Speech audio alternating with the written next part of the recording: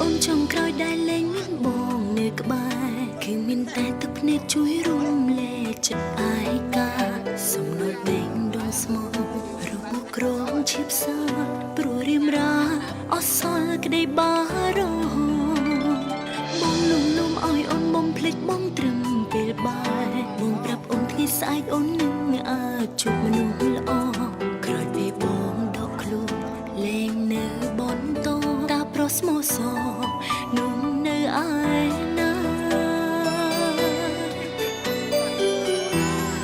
មុនបងចេញទៅខ្លួនណែនាំឲ្យអូនស្គាល់គេសិនព្រោះអូនមិន